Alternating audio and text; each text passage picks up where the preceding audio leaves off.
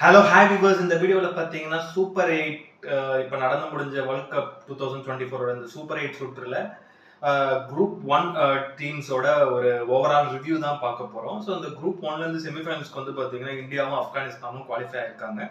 So வர வேலைக்கிழமை அன்னைக்கு வந்து பார்த்தீங்கன்னா செமிஃபைனல்ஸ் நடக்க போகுது. ஸோ இதில் வந்து பார்த்தீங்கன்னா இந்த குரூப் வந்து என்னை பொறுத்த வரைக்கும் அந்த குரூப் டூவோட இந்த குரூப் வந்து ஓரளவு கொஞ்சம் ஈஸியாக இருந்ததுன்னு சொல்லுவேன் குவாலிஃபை ஆகிறதுக்கு, இந்தியாவுக்கும் சரி ஆப்கானிஸ்தானுக்கும் சரி. பட் ஆனால் இங்கே வந்து பார்த்தீங்கன்னா இந்தியா அண்ட் ஆஸ்திரேலியா இவங்க ரெண்டு பேர் தான் கொஞ்சம் டேஞ்சர் டீமாக இருந்தாங்க இந்த குரூப்பில். ஸோ எல்லாரும் எதிர்பார்த்தது என்னன்னா இந்த குரூப்லேருந்து இந்தியா ஆஸ்திரேலியா ரெண்டு பேர் குவாலிஃபை ஆவாங்கன்றது. பட் ஆனால் பார்த்தீங்கன்னா ஆப்கானிஸ்தான் அவுட் ஆஃப் சிலபஸில் வந்திருக்காங்க. ஸோ ஆஸ்திரேலியா வந்து பார்த்தீங்கன்னா அன்ஃபார்ச்சுனேட்டாக வந்து ஆப்கானிஸ்தான் கூடயும் இந்தியா கூடயும் சேசிங்கில் போய் மட்டமாக தோற்றுருக்காங்க. மெயினாக இது வந்து பார்த்தீங்கன்னா பெரிய ஷாக்கிங்கான விஷயம் இந்த குரூப்ல என்னன்னா ரேட்லேருந்து வெளியே போனது, லைக் வேர்ல்ட் கப் அவுட்டே போனது, ஒரு செமிஃபைனல் போக முடியாமல் நாக் அவுட் ஆனது தான். அது காரணங்கள் வந்து பார்த்தீங்கன்னா அவங்களோட பேட்டிங் தான் பெரிய பிரச்சனையாகவே இருந்தது. ஏன்னா வந்து அவங்க பேட்டிங் தான் நல்ல ஹிட்டர்ஸ் இருக்காங்க. பட் ஆனால் ஒரு மிடில் ஆர்டரில் ஸ்டேபிளாக ஆடக்கூடிய பிளேயர்ஸ் யாருமே இல்லை. அதுதான் அவங்க டீமோட ஒரு பெரிய ப்ராப்ளமாக இருந்தது இந்த வாட்டி. மெயினாக வந்து பார்த்தீங்கன்னா அவங்க வந்து லைக் வந்து ஆப்கானிஸ்தான் கூட அந்த தப்பை தான் பண்ணாங்க. ஏன்னா ஆப்கானிஸ்தான் நல்ல ஒரு போலிங் யூனிட். பட் அவங்களுக்கு அகேன்ஸ்டா நாங்கள் வந்து சேஸ் பண்ணுறோம் அப்படின்னு சொல்லிட்டு சேஸ் பண்ணி அதில் விட்டாங்க கோட்டை. அதே மாதிரி இங்கே இந்தியா கூடயும் வந்து பார்த்தீங்கன்னா நல்ல டாஸ் தான். பட் அதுலேயும் வந்து டாஸ் ஜெயிச்சு போலிங் போட்டு சேசிங் எடுக்கிறோம்னு சொல்லிட்டு இப்போ இந்த முந்தா நேற்று மேட்ச்சில் செம்மையாக காவ வாங்கினாங்க, பயங்கரமாக முக்க வாங்கினாங்க. லைக் அப்படி இருக்கும்போது வந்து பார்த்தீங்கன்னா அவங்க வந்து ஓவர் கான்ஃபிடென்ட்டாக இருந்த மாதிரி தான் இருக்குது எனக்கு தெரிஞ்சு இந்த வேர்ல்ட் கப்பில். பட் நல்ல ஒரு சாம்பியன் சைடு தான். பட் இந்த சூப்பர் எயிட் சுற்றை பொறுத்த வரைக்கும் ரொம்ப ஓவர் கான்ஃபிடென்ட்டாக இருந்தாங்க. என்ன இந்தியா போலிங்லாம் ஒரு போலிங்கா, ஆப்கானிஸ்தான் போலிங்லாம் ஒரு போலிங்கா அப்படின்ற மாதிரி தான் இருந்தாங்க. ஏன்னா எல்லாமே வந்து பார்த்தீங்கன்னா ஓரளவு அந்த ஒரு க்ளோஸ் மார்ஜினில் போய் தான் தோற்று போனாங்க. ஏன்னா ஆப்கானிஸ்தான் கூட வந்து பார்த்தீங்கன்னா ஒரு 149 தான் டார்கெட்டு. பட் ஆனால் ஒரு நல்ல ஒரு போலிங் ட்ராக்ல அந்த மேட்ச் போயிருந்தது. அதுவும் அது வேற ஸோ நைட் மேட்ச்ன்றதுனால வந்து நிறையா லைக் வியூ இருக்கும் அப்படி இப்படின்னு எதிர்பார்த்தோம். பட் அந்த மேட்ச் வந்து ரொம்ப ஆப்கானிஸ்தான் பிரமாதமாக ஃபீல்டிங்லேருந்து போலிங் மேக் எல்லாமே தரமாக பண்ணாங்க. ஒரு 149 கூட அடிக்க முடியாமல் ஒரு 21 ரன்ஸ் வித்தியாசத்தில் வந்து ஆஸ்திரேலியா தோத்தாங்க அந்த மேட்ச்சில். அதே மாதிரி அகைன்ஸ்ட் வந்து நீங்கள் வந்து பார்த்தீங்கன்னா இந்தியா கூடயும் இப்போ முந்தானத்து நடந்த மேட்ச் வந்து அப்படி தான் போச்சு. அதுவும் க்ளோஸாக தான் போச்சு. ஓரளவு கொண்டு போக ட்ரை பண்ணாங்க. ஆனால் நல்ல பேட்டிங் ட்ராக் தான் அதுவுமே. பட் ஆனால் இந்தியன் போலர்ஸ் எக்ஸ்ட்ரா நஜராக போட்டாங்க. இவங்க பண்ண ஒரு பெரிய தப்பு இந்த சூப்பர் எயிட்ல இந்தியன் போலர்ஸையும் ஆப்கானிஸ்தான் போலர்ஸையும் ரொம்ப வந்து குறைவாக இட போட்டது தான் ஒரு பெரிய காரணம் இங்கே அவங்க விட்டுட்டு போனதுக்கு. ப்ளஸ் வந்து ஆஸ்திரேலியாவை பொறுத்த வரைக்கும் வந்து பார்த்தீங்கன்னா லைக் இந்த மாதிரி ஒரு சுச்சுவேஷன்லாம் அவங்க வந்து ஃபுல்லாக நாக் அவுட் ஆகுது. இது வந்து ஃபர்ஸ்ட் டைம்னு சொல்ல முடியாது. ஏன்னா இதுக்கு முன்னாடி வந்து பார்த்தீங்கன்னா 2011 வேர்ல்ட் கப்ல இந்தியாவில் நடக்கும் ODI வேர்ல்ட் கப்ல இப்படி தான் இந்தியா அவங்கள நாக் அவுட் பண்ணி அடிச்சு வெளியே விட்டாங்க.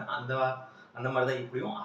ப்ளஸ் வந்து ஆஸ்திரேலியா போனது மிச்சம் எல்லா டீமுக்கும் ரொம்ப சந்தோஷமா இருக்கும். இந்த குரூப்ல இருக்க டீம் மட்டும் இல்லை, குரூப் 2ல இருக்க மிச்ச ரெண்டு டீம்ஸ்க்கும், ஒரு இங்கிலாந்துக்கும் ஒரு சவுத் ஆஃப்ரிக்காவுக்குமே அவ்வளோ ஒரு நல்ல ஒரு ஹாப்பியான ஒரு விஷயமா தான் இருக்கும். ஏன்னா அவங்க தான் ஒரு பெரிய த்ரெட் வந்து செமிஃபைனல் வந்து எப்படியா அடிச்சிட்டாங்கன்னா கப்படிக்கிற டீம் அது. அந்த மாதிரி டீம்ன்ற போது அவங்க வெளியே போனது எல்லாருக்கும் சந்தோஷமா தான் இருந்தது. அதே மாதிரி வந்து ஸோ அந்த டீம்ல பெரிய ப்ராப்ளம் என்னன்றது வந்து ஆஸ்திரேலியாவில் வந்து பார்த்தீங்கன்னா இந்த சூப்பர் எயிட்ல வந்து அந்த டீம்ல மெயினாக மிடில் ஆர்டர் வந்து கிளிக் ஆகலன்னு சொல்லியிருந்தாலும் வந்து மெயினாக மிச்சல் மார்ஷ் அவர் சுத்தமாக ஃபார்ம்லேயே இல்லை இந்த வேர்ல்ட் கப்ல. பெருசாக எதுவுமே இல்லை, ஏதோ ஒரு 2 மேட்ச் தான் 30 ஏதோ சம்திங் அடிச்சிருந்தாரு.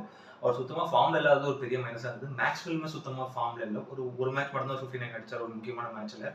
பட் அதுவுமே வந்து பெரிய லூசிங் காஸ்ட்ல தான் போச்சு. அப்படி இருக்கும்போது லைக் இவங்க மிடில் ஆர்டர் சுத்தமாக ஸ்ட்ராங் இல்லாத ஒரு பெரிய மைனஸாக இருந்தது. ஏன்னா கேமரான் கிரீனா உள்ளுக்குள்ள புஷ் பண்ணியிருக்கலாம். அவர் வந்து ஓரளவு சென்சிபிளாக ஆடக்கூடிய ஒரு பிளேயர், ப்ளஸ் வந்து ஆல்ரவுண்டர் வேற. அது வந்து ஒரு பெரிய யூஸாக இருந்திருக்கும். பட் அவங்க டிம் டேவிட் மேலே ரொம்ப ப்ரிஃபரன்ஸ் வச்சு லைக் அவர் ஃபினிஷிங் பண்ணுவார் ஒரு மேட்ச் டிம் டேவிட் சான்ஸ் கொடுத்து கேமரான் கிரீனை உட்கார வச்சாங்க.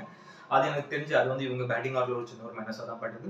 ஓப்பனிங்ல as usual Warner and Head ரெண்டு பேருமே வந்து நல்ல கிளீன் ஹிட்டர்ஸ். அவங்க வந்து பட்டா பாக்கியம் படாடி லேக்கியம் அப்படின்ற ஆட மாதிரி ஒரு பிளேயர்ன்றனால அவங்கள எதுவும் குறையும் சொல்ல முடியாது. ஏன்னா அவங்களோட கேம் ஆஃப் இதுவே அதுதான். ஒரு மிடில் ஆர்டர் ஒரு சாலிடான ஒரு பிளேயர் இல்லை, அதான் ஸ்மித் மாதிரி ஒரு பிளேயர் இல்லைன்னு சொல்லலாம். அந்த மாதிரி ஒரு குறை தான் இங்கே நம்ம பார்த்தோம். பட் அவரை ODI டெஸ்ட் பேட்டர் ஆகிட்டு அவர் வந்துட்டு T20ல ஆட கூட்டு வரதில்ல, அதுவும் இந்த ஸ்குவாட்லேயும் அவர் எடுக்கல. பட் அப்படி இருக்கும்போது வந்து பார்த்தீங்கன்னா யாருமே அவங்களோட பேட்டிங் பெருசாக கொலாப்ஸ் ஆனதான். போலிங் ஓரளவு ஸ்ட்ராங். அவங்க எப்பவுமே சொல்ல போனீங்கன்னா நல்லா ஆசல்வுட்லாம் பிரமாதமாக போட்டார். அது எக்கனாமிக்கலாக போட்டார். இந்த வேர்ல்ட் கப் ஃபுல்லாக நல்ல கண்டிஷன்ஸ்க்கு ஏற்ற மாதிரி ஒரு செமையாக போட்டிருந்தாரு போலிங் வந்து பார்த்தீங்கன்னா இந்த வேர்ல்ட் கப் ஃபுல்லாக பர்டிகுலரில். மிச்சல் ஸ்டாக்கும் ஓரளவு ஓகேவாக தான் போட்டிருந்தாரு போலிங். பேட் கமின்ஸ் நல்லா போட்டுட்டார். ப்ளஸ் ஆஸ்திரேலியா அவங்க கேப்டன்சி வந்து பேட் கமின்ஸ் கிட்ட கொடுத்துருக்கலாம். அந்த வேர்ல்ட் கப் முன்னாடியே மிச்சல் மார்ஷ் கேப்டனா அடிக்கும் போது எனக்கு ஒரு சின்ன ஒரு இது இருந்தது, ஏன் பேட் கமின்ஸ்க்கே கொடுத்துருக்கலாம் அப்படின்ற மாதிரி நிறைய பேர் அதான் சொல்லியிருந்தாங்க. பட் கேப்டன்சி பேட் கமின்ஸ் கிட்ட போயிருந்ததுன்னா வேற மாதிரி ஒரு ரிசல்ட் கூட எதிர்பார்த்தேன். நல்ல ஒரு ஃபார்ம்ல இருக்க ஒரு கேப்டன், 2 ICC ட்ராஃபி ஆஸ்திரேலியாவுக்காக அடிச்சு கொடுத்துருக்க ஒரு கேப்டன், இப்போ IPLலையும் சன்ரைசர்ஸை நல்லா வழிநடத்தி ஒரு ஃபைனல்ஸ் வரைக்கும் கொண்டு வந்திருக்க ஒரு கேப்டன். அப்படி இருக்கும்போது எந்த ஒரு இதில் வந்து அவங்க எந்த ஒரு இதில் அவங்க திங்க் பண்ணி இந்த கேப்டன்சியை வந்து மிச்சல் மார்ஷ் கிட்ட கொடுத்தாங்கன்றது எனக்கு தெரியல. இப்போ இருக்க டீம்ல பேட் கமின்ஸை விட வேற யாரும் பெஸ்ட் கேப்டன் நான் சொல்ல மாட்டேன் ஆஸ்திரேலியா டீம்ஸ்குள்ள பொறுத்த வரைக்கும். அதே மாதிரி அவங்க வந்து ரொம்ப லைக் இந்த வாட்டி அவங்க ஆடின கிரிக்கெட் அப்படிதான் இருந்தது ஒரு மாதிரி. பட் பரவாயில்ல, அவங்க நிறைய கப்ஸ் வச்சிருக்காங்கனாலும் மற்ற டீம் வாங்கிட்டு போட்டுமே, அதனால அவங்க போகிறது சந்தோஷம். அது மாதிரி ஆப்கானிஸ்தான் ஒரு பெரிய அவுட் ஆஃப் சிலபஸ் இந்த வேர்ல்ட் கப்பில் அவ்வளோ பிரமாதமாக பெர்ஃபார்ம் பண்ணாங்க. ஒரு அசோசியேட் நேஷனாக வந்து சின்ன சின்ன மேட்சஸ் ஆடி, நிறைய சின்ன சின்ன பைலேட்டரல் சீரிஸ் ஆடி, அவங்களுக்கு நிறைய பைலேட்டரல் சீரிஸ்லாம் வந்து கிடையாது இன்டர்நேஷனல் மேட்ச்ல. எப்பயும் இந்த வேர்ல்ட் கப், ஏஷியா கப் இந்த மாதிரி டைமில் தான் அவங்க ஆடுறாங்க. இந்த டைமில் அப்பப்போ ஒரு சின்ன சின்ன நேஷன்ஸ் கூட வந்து ஒரு பைலேட்டரல் சீரிஸ் ஆடுறாங்க. அவங்க கூட நிறைய டீம்ஸ் வந்து பைலேட்டரல் சீரிஸ் போட்டு ஆடணும், அவங்க கண்ட்ரியில் வேறு வேறு கண்டிஷன்ஸ்லேயே அவங்க ஆடி பழகிக்கணும் அப்படின்றது என்னோட ஆசை. அது வந்து ஐசிசி எப்படி முடிவெடுத்து ஷெட்யூல் போடுறாங்கன்றதை பார்க்கணும். அது சேம் டைம் வந்து பார்த்தீங்கன்னா அவங்க வந்து ரொம்ப ஒரு பிரமாதமான ஒரு அண்டர் டாக்ஸ்னு இந்த இடத்துல ப்ரூவ் பண்ணாங்க. சூப்பர் 8ல செமையாக குவாலிஃபை ஆகி உள்ளுக்குள்ளே வந்தாங்க. வந்து இங்கே வந்து பார்த்தீங்கன்னா சூப்பர் 8லையுமே சரியான ஒரு அடி. ஏன்னா அவங்க வந்து லைக் குரூப் ஸ்டேஜ்லேருந்தே ஓரளவு நல்ல டீம் பெர்ஃபார்மன்ஸ் தான் பண்ணியிருந்தாங்க. மோஸ்ட்டாக ஆப்கானிஸ்தானை பொறுத்தவரைக்கும் அந்த ஒரு பேட்டிங் ஆர்டரில் வந்து பார்த்தீங்கன்னா குர்பாஸ் தான் நம்பியிருந்தாங்க குரூப் ஸ்டேஜ்லேருந்து அவங்க சூப்பர் 8 வர வரைக்கும். ப்ளஸ் இந்த சூப்பர் 8லேருந்து செமிஃபைனல் போகிறதுக்கும் வந்து பார்த்தீங்கன்னா குர்பாஸ் தான் நம்பியிருந்தாங்க. அந்தளவுக்கு ஒவ்வொரு மேட்சும் மேட்ச் ஆன் மேட்ச் அடிச்சார் குர்பாஸ் அண்ட் இப்ராஹிம் ஜர்ரான். அவங்க ரெண்டு பேரும் அந்த ஓப்பனிங் காம்பினேஷன் தான் மோஸ்ட்டாக அவங்க பேட்டிங் ஓரளவு ஸ்டேபிளாக ஓரளவு ஒரு ஆவரேஜ் ரன்ஸ் வரதுக்கு காரணமே அவங்க ரெண்டு பேர் தான். குர்பாஸ் நல்ல ஒரு ஹிட்டர், ப்ளஸ் இந்த வேர்ல்ட் கப்பில் வந்து நிறைய சென்சிபிளான ஒரு ரெஸ்பான்சிபிள் இன்னிங்ஸும் ஸ்ட்ரோக் பிளேயிங்கும் ஆடி இருக்காரு. ஏன்னா அவர் எப்பவுமே ஹிட்டர், ஒரு மாதிரி பிஞ்ச் ஹிட்டர் மாதிரி ஆடக்கூடிய ஒரு பிளேயர் தான். நல்ல ஒரு யங்ஸ்டர், ஸ்டைலிஷ் பேட்ஸ்மேன். பட் ஆனால் அவர் இந்த வேர்ல்ட் கப்பில் ரொம்ப பிரமாதமாக நின்று ஸ்டேபிளாக ஆடினார். அவர் இந்த வேர்ல்ட் கப்பில் நிறைய மேட்சஸ்லாம் முக்கியமாக அதே மாதிரி இப்ராஹிம் ஜர்ரானும் 2-3 மேட்ச் நல்லா சென்சிபிளாக ஆடி கொடுத்துருந்தாரு. அதே மாதிரி அவங்க டீமை பொறுத்த வரைக்கும் வந்து பார்த்தீங்கன்னா மோஸ்ட்டாக மில்லர் எல்லாருமே ஆல்ரவுண்டர்ஸ், எல்லாருமே ஒரு மாதிரியான ஹிட்டர்ஸ் தான். லைக் பார்த்தீங்கன்னா அந்த ஒரு ஓப்பனரில் இந்த ஒரு அசமதுல்லா ஒமர்ஸாய் அந்த ஒரு நம்பர் 3ல ஓரளவு கொஞ்சம் ஸ்டேபிளாக ஆடுவார். இப்ராஹிம் ஜர்ரான் ஓரளவு ஸ்டேபிளாக ஆடுவார். இவங்கள தவிர அவங்க டீமில் எல்லாரும் பார்த்தீங்கன்னா ஹிட்டர்ஸ் தான். முகமது நபியும் ஓரளவு நல்லா ஸ்டேபிள் ஆடக்கூடிய பிளேயர், பட் அவரும் ஒரு 6 ஹிட்டிங் கெப்பாசிட்டி இருக்கக்கூடிய ஒரு ஹிட்டர் தான். அப்படி இருக்கும்போது கரீம் ஜனாத், ஸோ இந்த மாதிரி வந்து அவங்க லைனப்பே வந்து லைக் ஒரு மாதிரி ஆல்ரவுண்டர் சேர்ந்த ஒரு லைனப் தான். அதனால நீங்கள் அதையும் வந்து அந்த அளவுக்கு யாரும் ஒரு வெல் எக்ஸ்பீரியன்ஸ்டு பிளேயர்னு சொல்ல முடியாது பேட்டிங்கை பொறுத்த வரைக்கும். ஏன்னா குர்பாஸ், இப்ராஹிம் ஜர்ரான் அண்ட் முகமது நபி, ஸோ இவங்க 3 பேர் தான் இந்த ஒரு பேட்டிங் லைனப்ல ரொம்ப ஒரு வெல் எக்ஸ்பீரியன்ஸ்டான ஒரு ஆப்கானிஸ்தான் பிளேயர்ஸ்.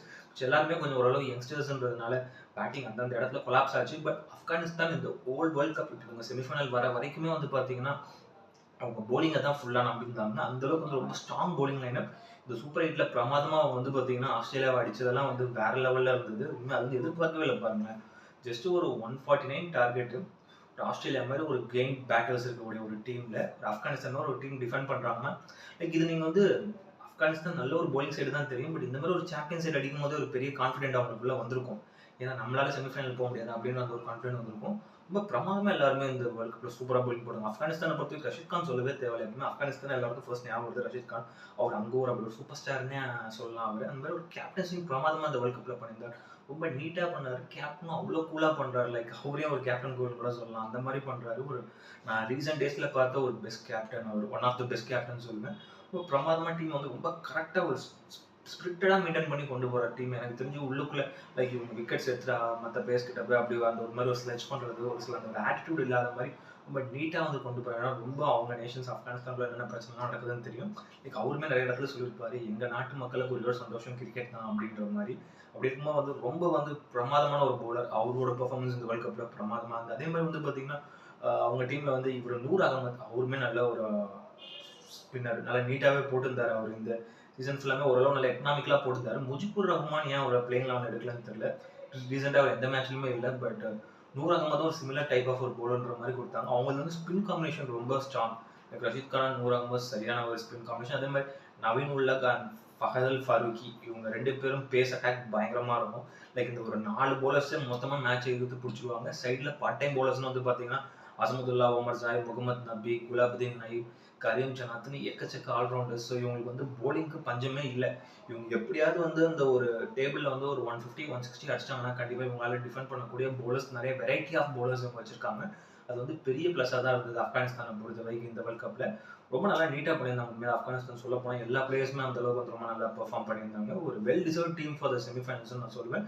என்ன ஒரே ஒரு பிரச்சனை உங்களுக்கு இந்த மாதிரி செமிஃபைனல் மாதிரி முக்கியமான மேட்சஸில் வரும்னா பேட்டிங் டெஸ்ட் செய்யப்படும். போலிங்கை பொறுத்த வரைக்கும் பிரமாதம் விட்டு நம்ம போலிங் சைடே போவேனா. இவங்க கிட்ட இருக்க ஒரு சின்ன வீக்னஸை பற்றி பேசுவோம். இந்த ஒரு செமிஃபைனலை பொறுத்த வரைக்கும் அவங்க போகிறதுக்கு. அதனால் வந்து இதை அவங்க வந்து எப்படி மாற்றிக்கிறாங்கன்றது இந்த வேர்ல்ட் கப்பில் பார்த்தா தான் தெரியும். நம்ம இது தனியாக ஒரு ப்ரிவியூ வீடியோ போகலாம்.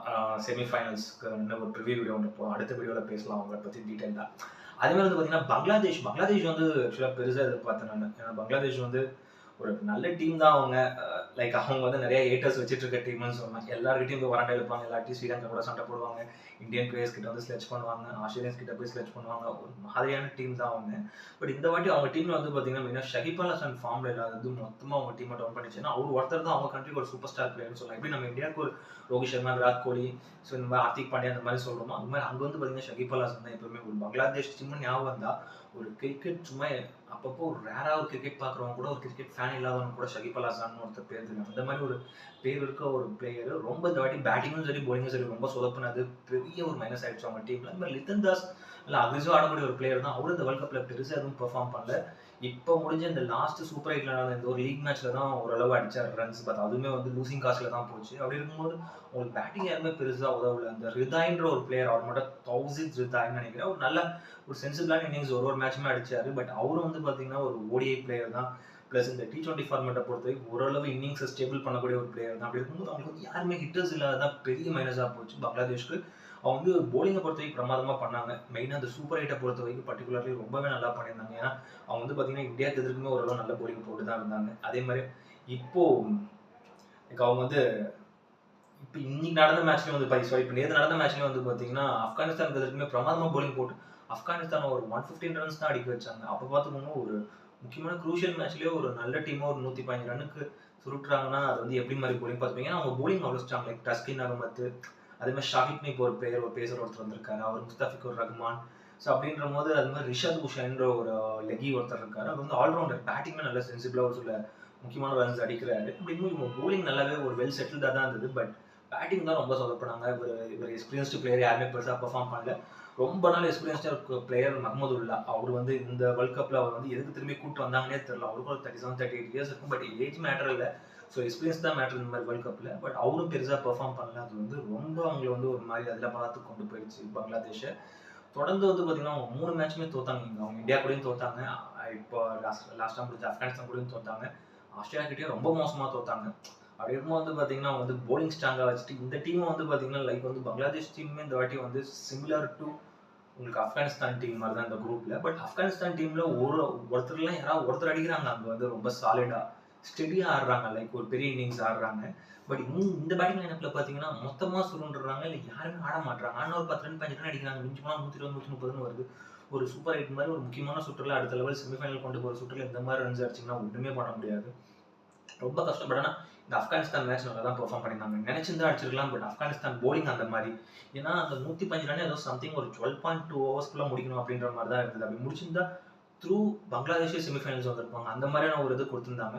அப்படி இல்லைன்னா பங்களாதேஷ் மேட்சை ஜெயிச்சிருந்தா லைக் ஆஸ்திரேலியா உள்ள போக பாசிபிலிட்டி ஓரளவு குறையும் அப்படின்ற மாதிரிலாம் ஒரு சில கால்குலேஷன்ஸ் போட்டிருந்தாங்க. பட் இது அவங்களால எதுவுமே பண்ண முடியல. அது வந்து ரொம்ப ஒரு மைனஸாக போயிடுச்சு. அது வந்து அவங்களுக்கு வந்து ஆக்சுவலி பெரிய ஃபெயிலியர் பேட்டிங் தான் பங்களாதேஷை பொறுத்த வரைக்கும் இந்த வேர்ல்ட் கப்பில்.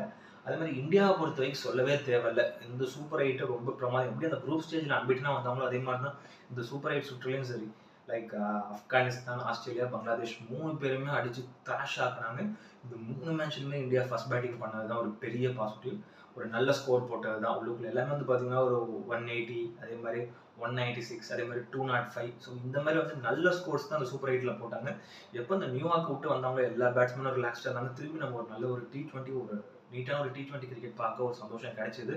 லாஸ்ட் ஒரு 10 டேஸாக அதுவும் இந்த ஒரு சூப்பர் எயிட்டில் ஃபுல்லாக வெஸ்ட் இண்டியன் பிச்சர்ஸில்.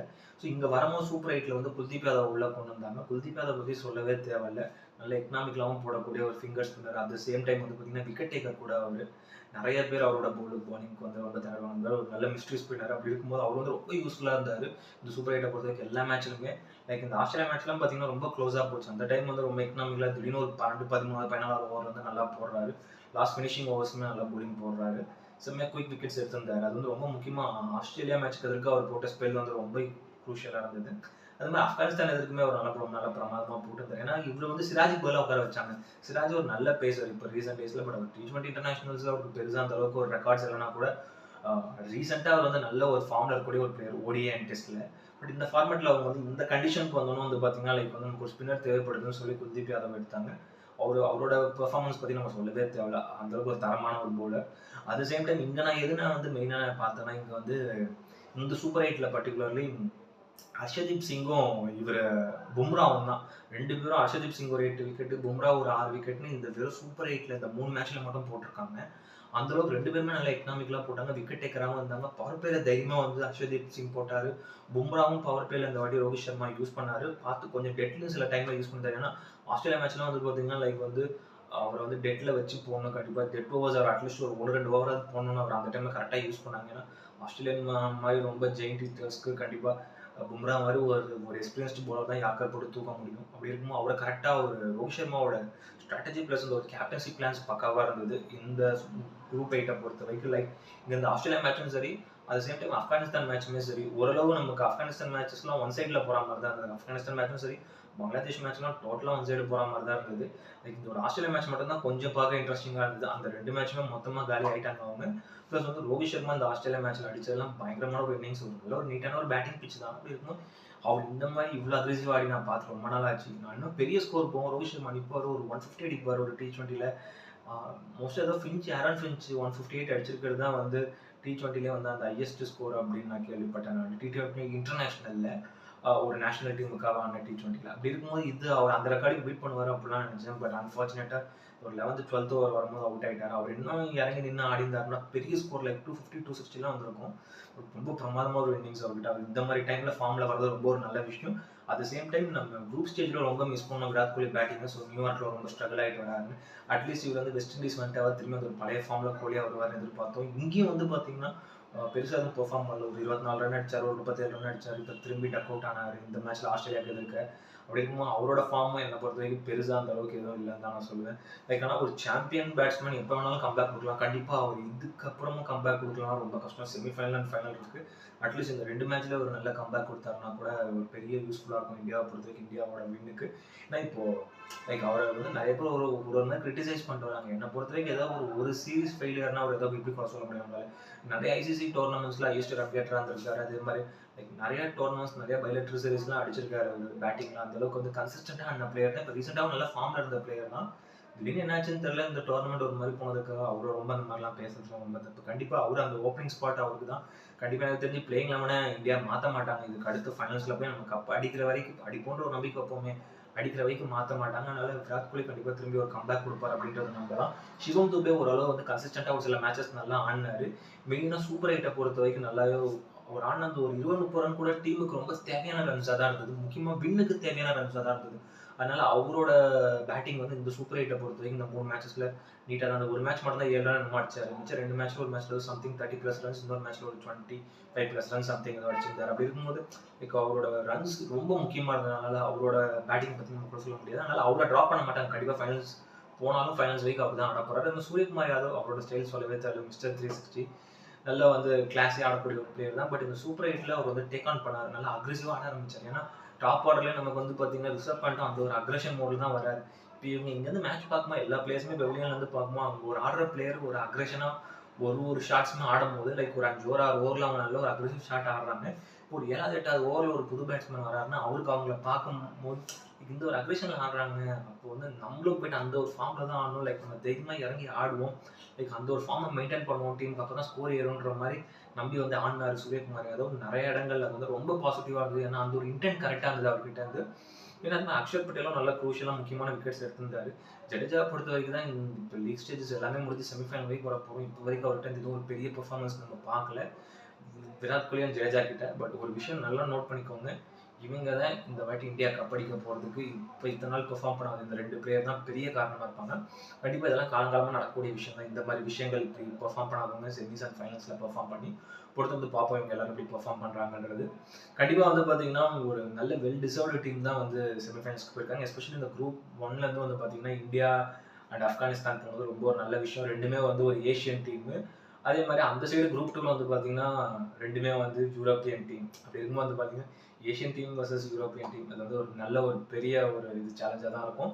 பார்ப்போம் இதுக்கு அடுத்து இன்னும் செமிஃபைனல்ஸோட ப்ரிவியூ வீடியோவில். ஸோ ஓவராலாக வந்து பார்த்தீங்கன்னா இந்த குரூப் 8 வந்து நல்ல இன்ட்ரெஸ்டிங்காக தான் போச்சு. மோஸ்ட்டாக நமக்கு அந்த நியூயார்க் மேட்சஸ்லாம் பார்க்கும்போது தூக்கம் வந்தது. ஒரு சில இடங்களில் மேட்சை பார்க்க தோணல. அந்தளவுக்கு வந்து ரொம்ப மோசமாக இருந்தது அங்கே நியூயார்க் அந்த யூஎஸ்ல நடந்த மேட்சஸ்லாம். பட் இந்த மேட்சஸ்லாம் ஒவ்வொரு மேட்சும் இன்ட்ரெஸ்ட்டாக இருந்தது. நமக்கு தூக்கம் போனாலும் பரவாயில்ல மேட்சை பார்ப்போம் அப்படின்ற மாதிரி ஒரு சில மேட்சஸ்லாம் ரொம்ப க்ளோஸாக போச்சு. அதெல்லாம் வந்து ரொம்ப நல்லா இருந்தது ஒரு மேட்சும் பார்க்கும்போது. அதனால் வந்து ஓரளவு ஒரு ப்ராப்பர் T20 கிரிக்கெட் இந்த சூப்பர் 8ல தான் நல்லா பார்க்க முடியுது. எல்லா மேட்சுமே ரொம்ப நல்லா நீட்டாக இருந்தது. ஆல்மோஸ்ட் எல்லா மேட்சும் பார்க்க முடியுது. கண்டிப்பாக வந்து இவங்க 2 பேருமே ஒரு வெல் டிசர்வ் டீம் தான். ஸோ இதுலேருந்து யார் போய் கப்படிக்கிறாங்க அப்படின்றத வெயிட் பண்ணி பார்ப்போம். இந்த வீடியோ பிடிச்சிருந்ததுன்னா லைக் பண்ணுங்கள், கமெண்ட் பண்ணுங்கள், ஷேர் பண்ணுங்கள். இந்த சேனலை சப்ஸ்கிரைப் பண்ணுங்கள். இந்த வீடியோட லிங்க்கும் உங்கள் ஃப்ரெண்ட்ஸ் எல்லாருக்கும் ஷேர் பண்ணுங்கள். வேறு ஒரு நல்ல வீடியோவில் மீட் பண்ணலாம். Okay friends, thank you, by.